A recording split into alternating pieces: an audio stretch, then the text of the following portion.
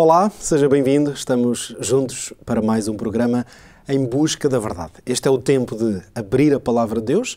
Se quiser fazê-lo, vá rapidamente buscar a sua Bíblia para treinar. Vamos folhear muitos versículos em mais este programa e, por isso, muito obrigado pela sua companhia, por ter escolhido estar aqui na Novo Tempo Portugal ou seguindo-nos na rádio RCS. Este é mais um tempo de abrir a Palavra de Deus e descobrir uma outra grande verdade revelada nas Escrituras. Vamos orar. Peço-lhe essa gentileza de se juntar a mim para pedirmos a bênção e a presença de Deus aqui conosco. Nosso Deus e Pai, que graça é esta de podermos estar na Tua presença, de sabermos que Tu estás conosco onde quer que nos encontremos, onde o Teu povo se reúne e Te busca, onde os Teus filhos sincera, diligentemente buscam por luz e instrução. Tu aí estás, Senhor. Queremos abrir a Tua Palavra mais uma vez e pedimos que o Teu Santo Espírito traga inspiração e compreensão daquilo que está escrito e que tão importante é para a nossa vida. Em nome de Jesus, nós Te pedimos esta bênção. Amém, Senhor. Um tema que tem atraído muitas atenções ao longo do tempo, da história da Igreja Cristã e também, por que não dizê-lo, um tema que tem dividido, em certo sentido, também o mundo cristão. Nós vamos hoje tratar do tema A Verdade da Lei de Deus. Desafio para descobrir comigo, durante os próximos minutos, esta sublime verdade, que tem, não apenas traz luz sobre alguns enganos que têm sido ditos e espalhados mesmo no mundo cristão, mas, sobretudo, muito mais importante ainda do que isso, a verdade da lei de Deus, tal como está revelada na Bíblia, ela é extremamente útil à nossa vida, ao nosso caminhar com Cristo.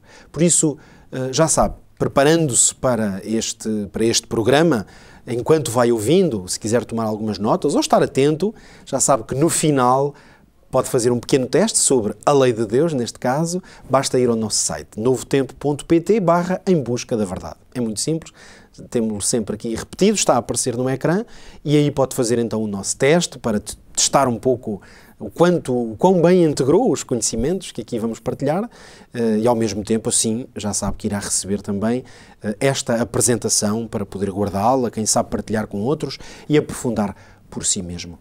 Vamos, por isso, descobrir, numa primeira fase, as notas essenciais, para depois, então, irmos de uma maneira mais concreta folhear a nossa Bíblia. A primeira grande verdade que formulo, como habitualmente faço, é extremamente relevante. É o ponto de partida. A soberania de Deus é absoluta. A Bíblia não coloca nenhuma questão sobre isso. Deus é soberano. Deus é Senhor sobre todas as coisas. Portanto, Ele é Senhor do universo, é Senhor da nossa vida, é Senhor dos elementos e de todas as circunstâncias. Isso é o que na Bíblia é designado por soberania. Deus é soberano. Ora, essa soberania absoluta de Deus, ela vai revelar-se em quê? Em tudo o que emana de Deus. Por isso, os desígnios de Deus revelam a sua soberania. As ações de Deus, todos os seus planos, sejam para este planeta, sejam para a vida de cada um dos seus filhos, para a história e as circunstâncias do universo mesmo. Deus é soberano sobre elas. Deus também revela a sua soberania nas leis. Leis que concedeu para ordenar a vida daqueles que estão debaixo da sua soberania. Por isso, nós podemos dizer que na Bíblia encontramos evidência de que esta soberania de Deus, de facto, não pode ser posta em causa e que se manifesta em toda a sua ação. Vamos ler o que diz o profeta Isaías, é o primeiro texto que vamos ler. Vamos ler no capítulo 42, eu vou folhear aqui a minha Bíblia para ler este texto. Capítulo 42, e nós vamos ler alguns versículos. Primeiro o versículo 8 e depois vamos ao capítulo 45, já de seguida, para ler o versículo 5. Leia comigo. Eu sou o Senhor, este é o meu nome. A minha glória, pois, a outrem não darei. E no capítulo 45, como dizia, o versículo 5, lemos. Eu sou o Senhor e não há outro. Fora de mim não há Deus. Eu te cingirei, ainda que tu não me conheças. Repare que estes textos afirmam de uma forma clara, é o próprio Deus que fala, através do profeta, e ele afirma de uma forma bastante categórica esta realidade de ele ser Senhor, de ter, portanto, soberania. E ele afirma isso também reforçando a ideia de que não há nenhum outro que possa exercer esse tipo de soberania. Fora de Deus, não há Deus. Isto significa que todo o nosso relacionamento com Deus e o que vem da parte de Deus deve ser numa perspectiva ou numa dinâmica de humildade, em primeiro lugar, da nossa parte, de confiança também, porque Ele é Senhor, Ele é Deus, logo Ele sabe melhor do que nós sabemos. Mas a soberania de Deus é realmente o ponto de partida para compreender que tudo aquilo que Deus diz, que Deus faz, que Deus ordena e toda a ordem que Deus estabeleceu para a nossa vida e para este universo corresponde à perfeição da sua pessoa. Ora, nós sabemos, a Bíblia revela-o claramente, que Deus estabeleceu leis. E nós vamos debruçar, claro, a nossa atenção, porque o tema que estamos a estudar é a verdade da lei de Deus. Estas leis, o que é que elas refletem? Se Deus é soberano e Senhor sobre tudo. As leis de Deus, que estão descritas e espalhadas ao longo da Bíblia, de diferentes formas, elas expressam a soberania e a autoridade de Deus. Todas as leis, todas as ordens, todos os estatutos estabelecidos por Deus são um meio de proteção às suas criaturas. E todas as leis e ordens estabelecidas por Deus são um instrumento de bênção para o homem. Estas três afirmações podem resumir o propósito da lei de Deus. E a lei de Deus é vasta ao longo da Escritura. Ela encontra-se, claro, em alguns momentos na forma de leis, ou seja, um sistema organizado de normas, mas na Bíblia também encontramos lei em palavras, podemos dizer, dispersas, ou momentos em que Deus diz ao ser humano qual é a sua vontade. Mesmo que não pareça ser a forma de uma lei, de um estatuto escrito como tal. Portanto, a lei de Deus, em certo sentido, essa lei, ou esse conjunto de leis, se quisermos, das quais podemos afirmar estas três coisas: soberania e autoridade, proteção das suas criaturas e bênção para o homem. Estas verdades manifestam-se em tudo o que Deus ordena, em todo o seu relacionamento com o ser humano. Vamos encontrar uma expressão bíblica que resume esta ideia que eu acabo de expressar, porque nós queremos uma base bíblica, claro, para tudo o que aqui afirmamos. Leia comigo, Êxodo 15, vamos ler os versículos 25 e 26. E ele clamou ao Senhor, e o Senhor mostrou-lhe uma árvore que lançou nas águas, e as águas se tornaram doces. Ali lhes deu estatutos e uma ordenança, e ali os provou, e disse: se ouvires atento a voz do Senhor, teu Deus, e fizeres o que é reto diante dos seus olhos, e inclinares os teus ouvidos aos seus mandamentos, e guardares todos os seus estatutos, nenhuma das enfermidades porei sobre ti que pus sobre o Egito, porque eu sou o Senhor que te sara. Palavras sublimes. O povo de Deus, através da liderança de Moisés, tinha acabado de passar pela experiência da libertação daqueles anos de escravidão no Egito.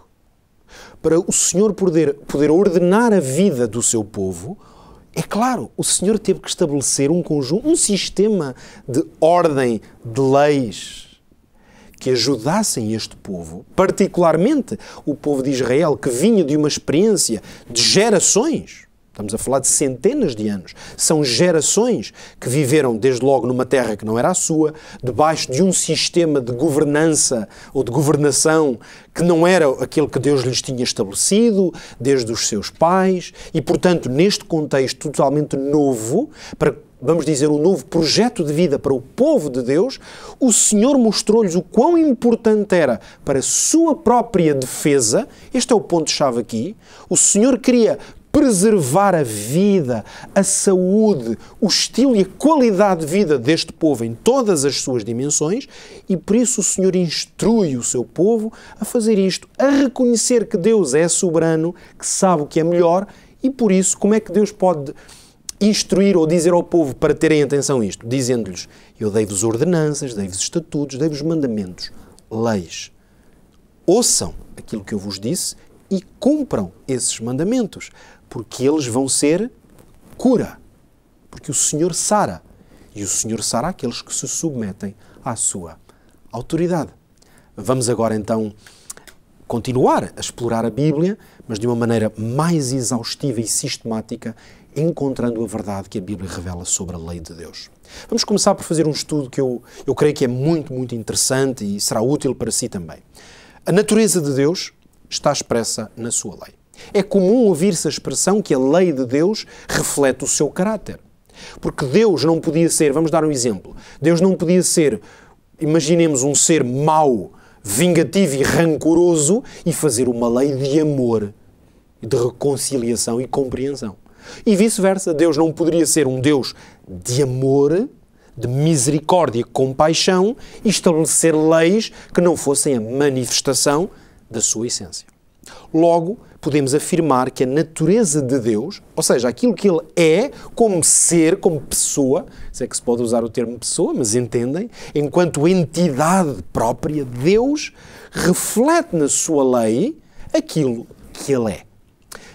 Venha então fazer comigo uma viagem de algumas características que na Bíblia, expressamente, repare, não precisamos de forçar nada, a Bíblia vai ter revelação suficiente para nos mostrar, através de diferentes profetas e apóstolos, que o mesmo que é dito sobre Deus e a sua natureza, a sua essência como pessoa, também é dito sobre a sua lei. Mostrando-nos, portanto, que a lei não é mais do que isto, um reflexo do que Deus é. A Bíblia diz que Deus é santo, portanto, um ser único, separado de todo o resto, e a Bíblia diz que a lei de Deus também é santa. Vamos fazer agora uma leitura destes versículos de forma seguida, para ver como isto realmente tem uma base, uma tremenda base bíblica. Atos 17:30. Porque eu sou o Senhor vosso Deus, portanto vós vos santificareis e sereis santos, porque eu sou santo. Esta é a afirmação clara. O Senhor é santo, aliás, Ele chama o seu povo a essa santidade. Mas vejamos o que a Bíblia diz sobre a lei. Romanos, capítulo 7 e versículo 12. Palavras do apóstolo Paulo. E assim a lei é santa, e o mandamento santo, justo e bom. São palavras do apóstolo Paulo. Deus é santo, logo, a Bíblia não poderia mostrar outra coisa. A sua lei também é santa. Mas a Bíblia também revela que Deus é verdade. O próprio Jesus Cristo disse, eu sou o caminho, a verdade e a vida. Deus não tem verdade, não diz a verdade. Ele é a verdade. Portanto, tudo o que sai de Deus, o que emana pela sua natureza de verdade, é verdadeiro. Logo, a lei de Deus é verdadeira. Ela é a verdade. Salmos 31:5 diz o seguinte, nas tuas mãos encomendo o meu espírito, tu me redimiste, Senhor Deus da verdade. O salmista aqui vai designar Deus, dar-lhe este título, Deus da verdade, porque é isso que Deus é. E sobre a lei de Deus, o que é que podemos dizer? O profeta Malaquias, capítulo 2, versículo 6, diz o seguinte, a lei da verdade esteve na sua boca e a iniquidade não se achou nos seus lábios. Falando do seu servo Levi, o profeta referia-se à lei que sempre esteve na boca do servo de Deus e designa como a lei da verdade. Porque a lei é a verdade, porque vem do Deus que é verdade. Mas a Bíblia também diz que Deus é perfeito. Logo, a sua lei é um reflexo da sua perfeição. A lei de Deus é perfeita para conduzir o ser humano. Repare, Mateus 5,48 é o próprio Jesus que diz, sede vós perfeitos, como é perfeito o vosso Pai que está nos céus. O limite e o horizonte do crente não é menor do que este. Ninguém se convença que Deus quer outra coisa para o seu povo e os seus filhos que não seja a perfeição. Isto nem sequer seria possível. Deus não poderia desejar que nós fôssemos mais ou menos bons. Deus tem um padrão de perfeição ao qual chama todos os seus filhos. E porquê esse padrão? Porque Deus é perfeito. O que é que a Bíblia diz sobre a sua lei? No Salmo 19 e no versículo 7, veja o que diz o salmista. A lei do Senhor é perfeita, refrigera a alma. O testemunho do Senhor é fiel e dá sabedoria aos simples. A lei de Deus é perfeita porque Ele é perfeito. E, portanto, o que Ele diz como lei, o que Ele ordena e estabelece, reflete a sua perfeição. Mas Deus é eterno, não tem princípio, não tem fim, e a sua lei é eterna. Os seus valores acompanham o próprio Deus desde que Ele é Deus. Isaías 40, 28 afirma sobre Deus o seguinte: não sabes, não ouviste que o eterno Deus, o Senhor, o Criador dos fins da terra, nem se cansa, nem se fatiga?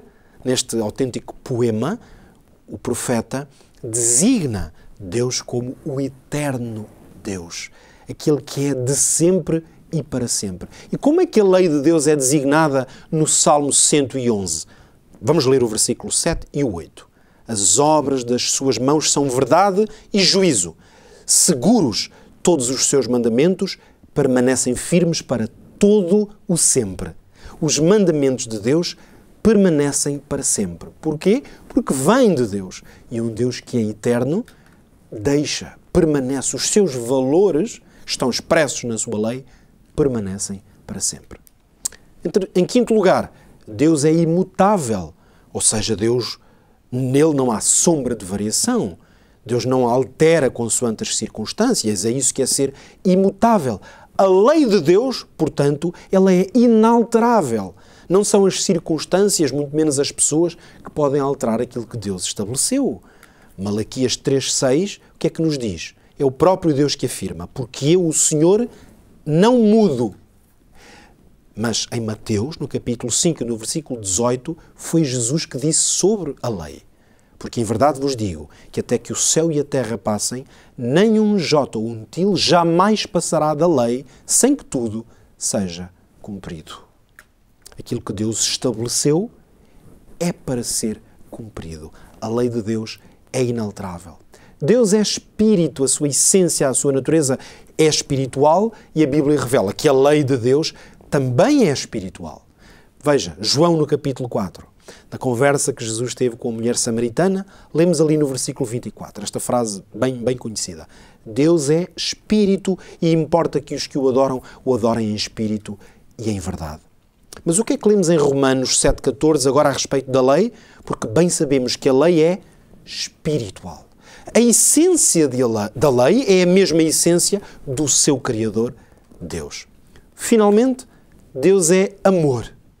É a sua essência. Tudo o que sai de Deus, cada ato, cada decisão, cada ação de Deus refletem o seu amor. Logo, a sua lei é a prática do seu amor. É o seu amor tornado na forma de lei, de ordenanças, de mandamentos. Veja, 1 João 4,8. Aquele que não ama não conhece a Deus, porque Deus é amor. Mas lemos nas palavras do Senhor Jesus, que no diálogo que teve com um homem que o questionava, disse: amarás o Senhor teu Deus de todo o teu coração, de toda a tua alma e de todo o teu pensamento.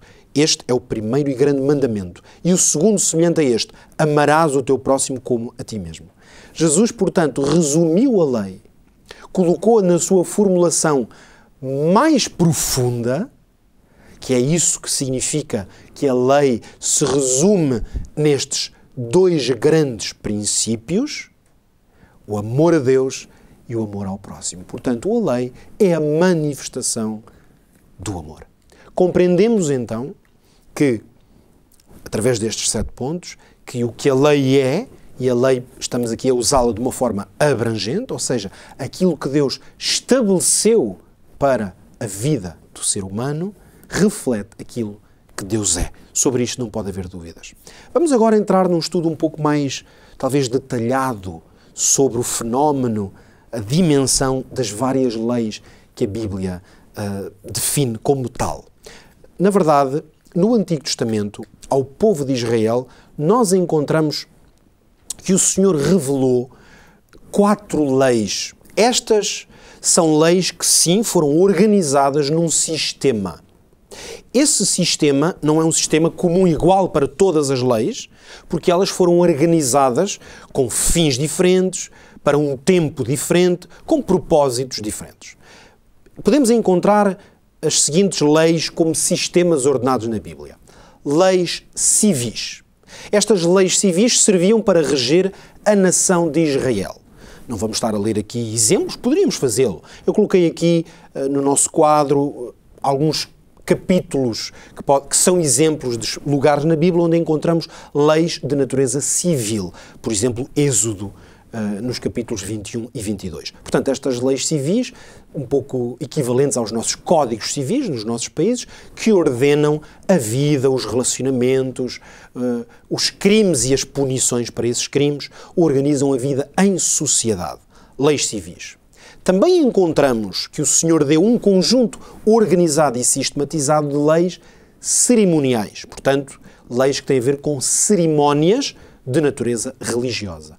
As leis cerimoniais são, essencialmente, todos os rituais que eram cumpridos no santuário, estão relacionadas, sobretudo, com os sacrifícios, os holocaustos e toda a ordenança à volta desses rituais religiosos. São leis cerimoniais.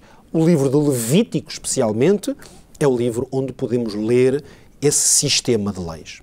Depois encontramos também um outro conjunto de leis que foram dadas ao povo de Israel, reveladas pela primeira vez a Israel. Essas leis são as leis de saúde. Podíamos também colocar aqui o termo de higiene e saúde. Para simplificar, eu chamei-lhe leis de saúde. Essas leis tinham um propósito: proteger o povo de Deus. Ainda há pouco lemos aqui um texto, precisamente em Êxodo, quando o Senhor dizia que se seguirem os meus mandamentos, os meus estatutos, sereis livres das doenças que caíram sobre o Egito.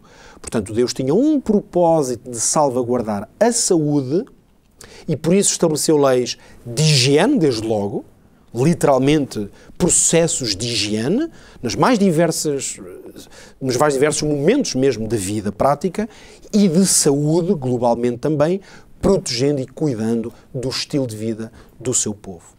E temos ainda uma quarta lei organizada e sistematizada que também foi dada durante o período pós-exílio ou saída do Egito e que é designada como a lei moral. A lei moral, muito conhecida como os 10 mandamentos, também foi revelada a Moisés, o grande profeta de Israel, e dada ao povo naquele momento, mas a lei moral, ela expressa diretamente o caráter de Deus. Encontramos isto em Êxodo, no capítulo 20. Esta forma de organizar ou compreender como as leis foram dadas, particularmente neste momento a Israel, ajuda-nos a olhar para cada uma destas leis e compreender de uma forma mais clara o seu propósito. Reparem que tudo o que estivemos a dizer aqui sobre a lei de Deus, esses valores podem ser aplicados a qualquer uma destas leis. Por que é que podemos dizer isso? Porque Deus não estabelece ordens, estatutos para o ser humano de forma arbitrária, muito menos de forma, vamos dizer, como se quisesse apenas testar o ser humano. Deus não tem caprichos. As leis de Deus, portanto, correspondem ao seu projeto de vida para o ser humano. É interessante, portanto, notar, e acompanhe-me nesta reflexão, é interessante notar o seguinte: nós olhamos para estas leis e perguntamos-nos como é que podemos lidar com estas leis que estão reveladas, naturalmente, no Pentateuco, especialmente a partir do livro do Êxodo para a frente. Êxodo, Números, Levítico e Deuteronômio encontram-se, aliás, espalhados por estes livros estas diferentes leis. Nós compreendemos que as leis civis dadas a Israel, todas elas correspondem a princípios e valores do governo de Deus, sendo que nós não os podemos aplicar. Os princípios, naturalmente, que os aplicamos, bastaria verificar algumas delas, mas nós vivemos em países soberanos, estamos debaixo das autoridades civis do nosso país e, portanto, os códigos civis e as leis dos países onde vivemos são os que regem as nossas nações. De qualquer forma, é interessante notar que, quando vamos estudar as leis civis de Israel, percebemos perfeitamente que valores é que estavam em causa. Deixe-me dar-lhe um exemplo. Uma das leis civis em Israel diziam que os filhos não podiam ter intimidade física, relações sexuais, com as mães. Pegando neste exemplo. Ora, a lei estabelecia a proibição desse comportamento, tornava esse comportamento criminoso, fora do padrão que Deus estabeleceu, e obviamente que tinha estabelecido como uma lei uma pena para quem não o cumprisse. Qualquer um de nós hoje diria que aceita completamente o valor. Aliás, esse valor está transposto nas nossas leis civis. Já as leis cerimoniais, a Bíblia declara que elas cumpriam um propósito de apontar para Jesus. Logo, as leis cerimoniais já não são praticadas, e no caso das leis cerimoniais, a Bíblia dá-nos evidência escriturística, quer dizer, está escrito que num momento específico essas leis culminariam o seu papel, ora, precisamente, a morte de Jesus Cristo, sendo que os princípios que estavam por trás da lei cerimonial mantêm-se válidos para nós. Ou seja, o sacrifício de Jesus e o sangue derramado por ele é o instrumento que nós usamos na nossa prática religiosa para suplicar perdão, para alcançar misericórdia e são, portanto, parte do processo de salvação. Agora temos Jesus Cristo e o seu sangue é que é usado no santuário, agora não mais um santuário terrestre, mas um santuário celestial. Percebemos, portanto, que elas já não são praticadas nos atos, mas que os seus valores mantêm-se mais do que ativos. Agora sim estamos no perfeito cumprimento daquilo que elas apontavam. As leis de saúde, o princípio mantém-se. As leis de saúde foram dadas para a proteção do povo de Deus. Portanto, várias dentre essas leis de higiene, por exemplo, hoje fazem parte do nosso estilo de vida básico. Ordenanças que diziam respeito à forma como a limpeza devia ser feita em determinadas circunstâncias, a forma como o povo de Deus devia usar aquilo que nós hoje designaríamos como uma casa de banho. Portanto, leis de higiene e purificação, elas mantêm-se não apenas válidas, mas nós somos muito mais escrupulosos hoje, com certeza, a cumpri-los do que nesse tempo. E entre estas leis de saúde encontram-se diversas ordenanças que dizem respeito diretamente ao cuidado com o nosso corpo, à nossa alimentação e, portanto, esses princípios continuam a ser válidos para quem quer ser protegido por Deus. E depois temos a lei moral, que se distingue das outras leis por razões claras. Por isso é que eu gostaria que agora nos debruçássemos um pouco com mais cuidado sobre a lei moral, os 10 mandamentos, para percebermos onde é que está essa diferenciação. Vamos responder a várias perguntas e a Bíblia vai responder. Eu preciso, neste caso, de fazer poucos comentários. Note comigo. Quem escreveu os 10 mandamentos? Vamos ler Êxodo no capítulo 31 e no versículo 18. E deu Moisés, quando acabou de falar com ele no Monte Sinai, as 2 tábuas do testemunho, tábuas de pedra, escritas pelo dedo de Deus. Resposta clara. Quem escreveu os 10 mandamentos? Deus com o seu próprio dedo. Algum dos 10 mandamentos é de menor importância. Poderíamos, portanto, dizer que os 10 mandamentos, alguns deles ainda temos que aceitar e perceber a sua validade, outros já não são válidos por qualquer razão. Vamos ler o que diz o apóstolo Tiago. Para os cristãos, Tiago 2, capítulo 2, versículos 10 e 11, lemos: qualquer que guardar toda a lei e tropeçar em um só ponto, tornou-se culpado de todos. Porque aquele que disse, não cometerás adultério, também disse, não matarás. Se tu, pois, não cometeres adultério, mas matares, estás feito transgressor da lei. Repare que o apóstolo Tiago está a fazer uma referência clara e direta aos 10 mandamentos, porque quando ele dá exemplos, ele poderia dar com qualquer um dos 10, mas optou por 2, que foi não adulterarás e não matarás, que são 2 dos 10 mandamentos, mostrando que se a pessoa cumprir um e não cumprir o outro, o que está em causa é a lei, é o cumprimento da vontade de Deus. Logo, a pessoa é condenável em relação a toda a lei. Portanto, algum dos mandamentos pode ser considerado de menor importância, passado ou inválido? Nenhum, porque senão teriam que ser todos.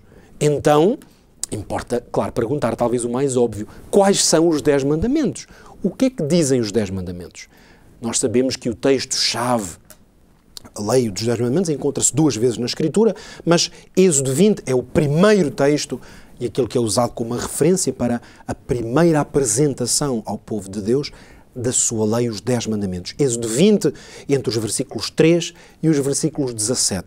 Para não fazer esta leitura exaustiva aqui, que aliás eu o aconselho vivamente, talvez hoje mesmo ainda no final deste programa, ou assim que possa, a fazer esta leitura completa, eu hoje quase que simbolicamente trouxe-lhe aqui um resumo, porque fica bem visível e em sua casa, aqueles que estão a acompanhar-nos na Novo Tempo, claro que podem perfeitamente ver esta imagem neste momento, que são tábuas de pedra. Estas não são as que Deus escreveu, até porque estão escritas em português.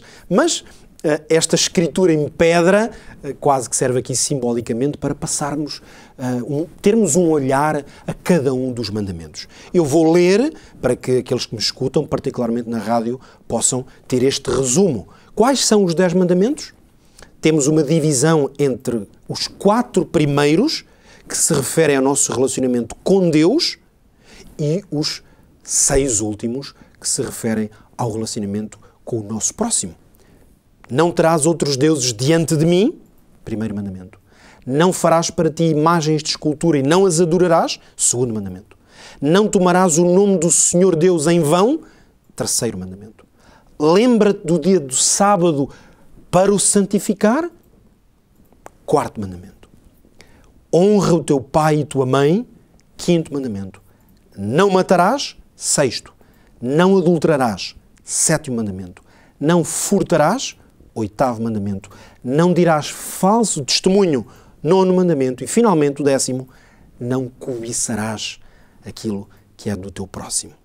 10 palavras que refletem a vontade de Deus, expressa numa formulação que pudesse ser universal e aplicável em todo o tempo, independentemente das circunstâncias. E aqui nós encontramos, nesta afirmação que eu acabo de fazer, aquela que distingue fundamentalmente a lei moral de outras ordenanças e leis, estatutos estabelecidos por Deus. A sua lei moral, escrita pelo seu próprio dedo, foi dada, portanto, num formato que já representa a ideia de uma coisa que vai manter-se para sempre, não dependente das circunstâncias. Porque outras leis, e nós vimos as leis dadas a Israel, que podemos perceber claramente que os seus valores e princípios emanam de Deus, porque são sempre justos, mas a sua aplicação e a sua formulação podem depender das circunstâncias. Já a lei moral, as circunstâncias não estão implícitas, porque estas 10 palavras, estas 10 escolhas de vida aplicam-se em todo o tempo e em quaisquer circunstâncias. Ora, vamos continuar a responder a perguntas claras sobre a lei moral. Qual foi a atitude de Jesus em relação aos mandamentos? Será que Jesus veio para retirar ou rebaixar os mandamentos? Vamos ler Mateus 5 e os versículos 17 e depois Mateus 19 e o versículo 17. Vamos ler seguidos estes 2 textos. Não penseis que vim revogar a lei ou os profetas, não vim para revogar, vim para cumprir. E ele, Jesus, disse-lhe, porque me chamas bom? Não há bom senão um só, que é Deus. Se queres, porém, entrar na vida, guarda os mandamentos. Jesus, portanto, elevou o significado e a importância dos mandamentos na vida do crente. Podemos saber de maneira mais concreta de que forma é que Jesus não apenas validou os 10 mandamentos, mas elevou o estatuto da lei de Deus e dos 10 mandamentos, tornando-os alguma coisa ainda mais profunda do que pode parecer na letra do que está escrito. Vemos isso de forma maravilhosa quando, no discurso do monte, o Sermão da Montanha, Jesus, em Mateus 5, lemos versículos 27 e 28, ele vai usar um exemplo, que eu escolhi aqui no caso, para trazer à nossa reflexão. Ouvistes o que foi dito, não adulterarás. Eu, porém, vos digo. E agora, parando aqui um pouco, talvez pudéssemos pensar, bem, Jesus citou um dos 10 mandamentos, não adulterarás, e depois começa por dizer, eu porém. Poderia parecer, se tapássemos o resto e alguém não conhecesse o resto do texto, que Jesus, afinal, ia revogar um dos 10 mandamentos. Mas o conteúdo do que Jesus disse mostra que o interesse e o ensino de Jesus não foi revogar, foi elevar a um patamar ainda mais profundo na experiência humana exatamente o que estava escrito nos 10 mandamentos. Por isso, em vez de não adulterarás, Jesus disse, qualquer que olhar para uma mulher com intenção impura no coração, já adulterou com ela. Logo, não adulterarás, mantém-se totalmente válido. Mas Jesus mostra que o adultério pode acontecer antes da consumação de um ato físico. Pode acontecer no coração. E a dimensão profunda, espiritual e pessoal da lei ficou reforçada. Agora, a lei de Deus, os seus mandamentos em particular, já sofreram ataques ao longo da história da Igreja, do povo de Deus?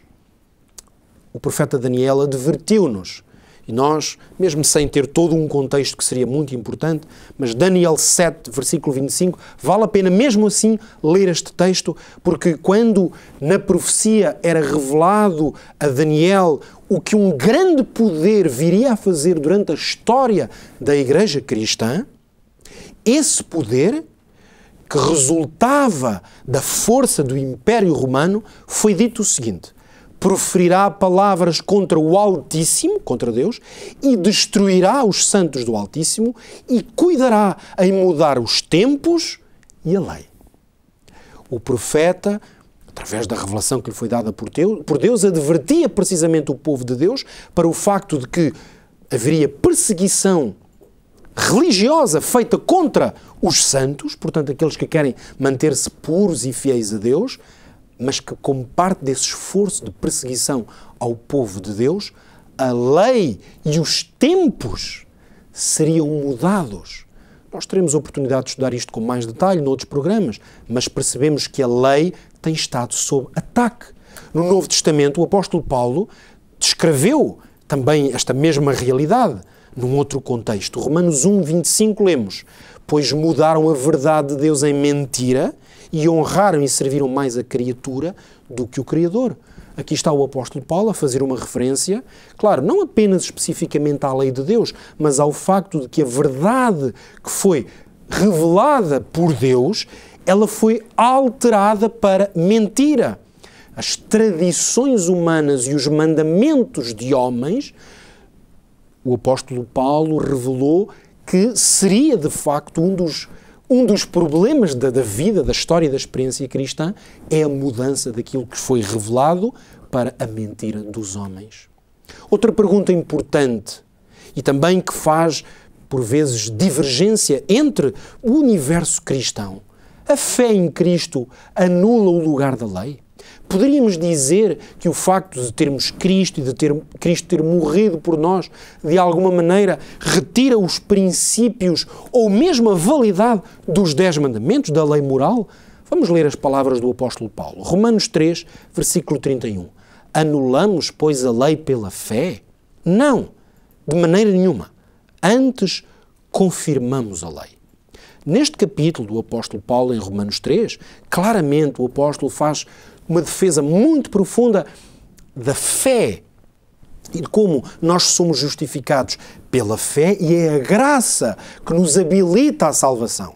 Mas, para que as suas palavras não fossem mal entendidas, o apóstolo deixou claro que o valor da fé e da graça como os agentes da salvação não anulam a lei. Desde logo, isso seria anular a própria vontade de Deus. Logo, é importante perguntar: alguém será considerado justo pelo cumprimento da lei? Porque esta pergunta complementa a anterior. A lei foi anulada por Jesus ou por uma nova fase de graça? De forma nenhuma. Mas a pergunta tem que se complementar.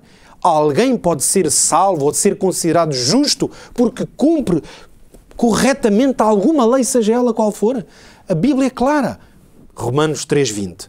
Por isso, nenhuma carne será justificada diante dele pelas obras da lei, porque pela lei vem o conhecimento do pecado. Ora, aqui está o apóstolo Paulo a descrever o grande propósito da lei e a razão pela qual ela é válida e útil aos crentes em todo o tempo. Porque nós precisamos de conhecer o pecado e sem lei não conhecemos. Somos salvos desse pecado por causa da lei ou do cumprimento da lei? Não. Mas ela traz-nos conhecimento do pecado. Isto é de tal maneira verdade, alguém poderia perguntar como é que podemos conciliar estas duas coisas? Mas essa pergunta responde-se com a declaração bíblica de que Deus tem o desejo de escrever a sua lei. Nós hoje não temos sequer o original da lei escrito nas pedras. Também não necessitamos dessas pedras porque Deus deixou ordens para que ela fosse registada na Escritura. Mas há uma coisa que podemos saber. Podemos ler isto em Hebreus 8, versículo 10. Esta é a aliança que firmarei com a casa de Israel, depois daqueles dias, diz o Senhor. Na sua mente imprimirei as minhas leis, também sobre o seu coração as inscreverei, e eu serei o seu Deus, e eles serão o meu povo. Repare, como é que alguma vez a lei de Deus e os seus mandamentos poderiam ser refutados ou revogados se o lugar onde Deus os quer escrever e imprimir é o seu e o meu coração. No entanto, precisamos de estar alerta para o seguinte: o tema da lei, do cumprimento da lei e o papel da lei na vida e na experiência do crente, do cristão em particular, é um assunto que tem revelado potencial para fortes desequilíbrios. E eu, ao chegar ao final deste estudo, gostava de revelar-lhe quais são, essencialmente, de uma forma muito simples e muito clara, quais são os riscos de desequilíbrio que existem quando não lemos a Bíblia na sua plenitude e em toda a sua dimensão. O primeiro grande risco é uma visão ou uma experiência legalista. O legalismo leva pessoas a dizer o seguinte, eu coloco aqui algumas afirmações porque torna-se mais fácil perceber. O que é o legalismo? É a afirmação de um qualquer crente, mesmo que bem intencionado, mesmo que firmando-se na Bíblia, se algum crente disser eu obedeço a Deus e à sua lei para merecer a salvação, ou se eu cumprir tudo corretamente serei perfeito, ou ainda pelas minhas obras serei justo. Estas afirmações, ou a prática delas, são aquilo que se pode designar como legalismo. São uma heresia cristã que tem atacado, aliás, o mundo cristão e, aliás, este era um problema grave que atacava já o judaísmo no tempo de Jesus. Na verdade, o que é que a Bíblia nos indica? Vamos ler Gálatas no capítulo 2 e o versículo 21. Não aniquilo a graça de Deus, porque se a justiça provém da lei, segue-se que Cristo morreu de balde. O apóstolo Paulo sabemos que utiliza às vezes uma terminologia forte, talvez pesada, mas as implicações e a beleza mesmo deste texto são magníficas. O que o apóstolo Paulo está a dizer, permita-me reformular, talvez para o ajudar a entender claramente o que está escrito, é que se alguém fosse considerado justo por causa da lei, ou seja, obedecendo à lei, nesse caso, Cristo e a sua morte seriam de balde, quer dizer, teriam sido inúteis. O grande problema do legalismo é que é uma visão ou uma prática cristã que anula a essência do cristianismo, que é a nossa dependência de Cristo. Mas há um outro extremo. No outro extremo, talvez o nome seja assim um pouco complexo, mas talvez seja interessante também introduzi-lo a este termo, que são as pessoas que estão contra a lei. Isto pode ser designado como o antinomianismo. Nomianismo é uma transliteração do grego em que nomos quer dizer lei. Portanto, estar contra a nomos, contra a lei. O que é que seria afirmado e é afirmado por crentes que se colocam numa posição contra a lei?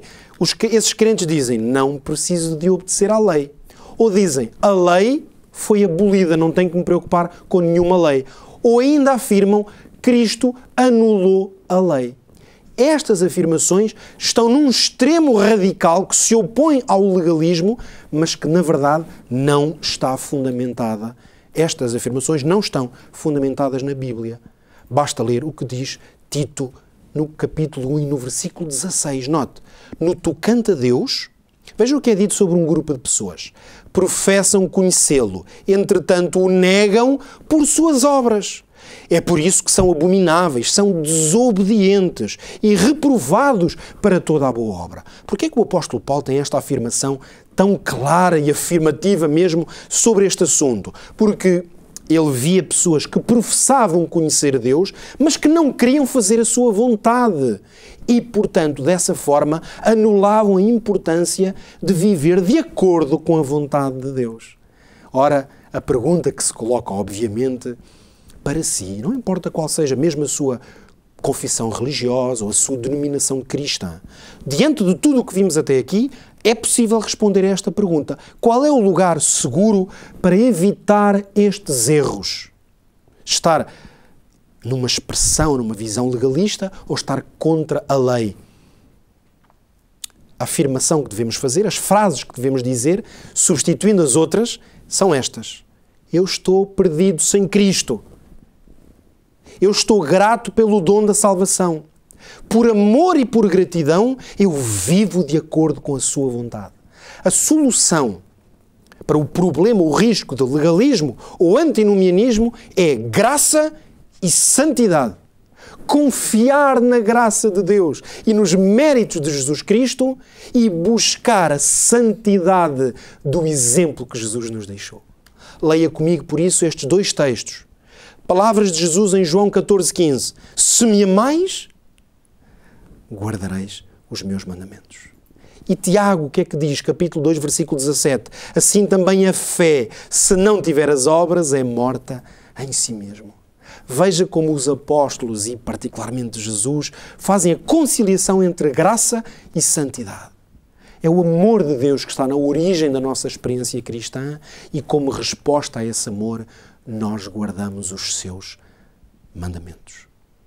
Qual é o desafio que fica? E agora? O que fazer diante desta clara revelação que tivemos da Escritura? Eu deixo para si aquilo que eu considero que é o mais evidente, mas ao mesmo tempo o mais desafiante que a Bíblia nos ensina. Amar a Deus é ter alegria em fazer a sua vontade. Não se convença, se é o seu caso, de que fazer a vontade de Deus e cumprir os seus mandamentos é alguma coisa que traz desgraça à nossa vida ou que ofende a Deus. Porque quando amamos Deus, nós temos prazer em fazer a sua vontade. Veja o que disse o apóstolo João, 1 de João, a sua primeira carta, capítulo 2. Veja os versículos 6 e 7. Aquele que diz que está nele, Jesus, também deve andar como ele andou. Irmãos, não vos escrevo mandamento novo, mas o mandamento antigo, que desde o princípio tivestes. Este mandamento antigo é a palavra que desde o princípio ouvistes. Não é curioso o apóstolo dizer, não é um mandamento novo, este é o mesmo mandamento, é o antigo. E esse mandamento é resumido nesta expressão. Aquele que diz que está nele, aquele que diz que o ama, aquele que diz Senhor, Senhor, aquele que se afirma cristão, tem de andar como ele andou. E os mandamentos aqui estão, a palavra de Deus aqui está para nos ajudar a saber como andar. E finalmente, dizer-lhe que guardar os mandamentos de Deus e a sua lei é sabedoria. Aquele que é sábio e que teme a Deus compreende a importância de se manter firme nos seus valores. Por isso é que o sábio, no livro de Eclesiastes, nas suas reflexões de sabedoria, deixava esta exortação, quase este conselho, porque está no final do seu livro. De tudo o que se tem ouvido, o fim é: teme a Deus e guarda os seus mandamentos, porque isto é o dever de todo o homem. Porque este é o lugar seguro. Porque os mandamentos de Deus, expressos nos 10 mandamentos, expressos nas leis que Deus estabeleceu para o seu povo e expressos em tantas outras ordens e exemplos que Deus foi dando ao longo da Escritura, mesmo que não estejam organizadas na forma de uma lei, todas essas palavras que são mandamento refletem a perfeita e boa vontade de Deus. E o homem que é sábio, o homem que reconhece a soberania e a autoridade de Deus, só pode ter uma atitude diante da vontade de Deus e dos valores que Deus estabeleceu para o seu povo. E essa atitude é: sim, Senhor, eu quero cumprir a tua vontade. Eu quero viver de acordo com o que tu sabes que é melhor para mim. É isso.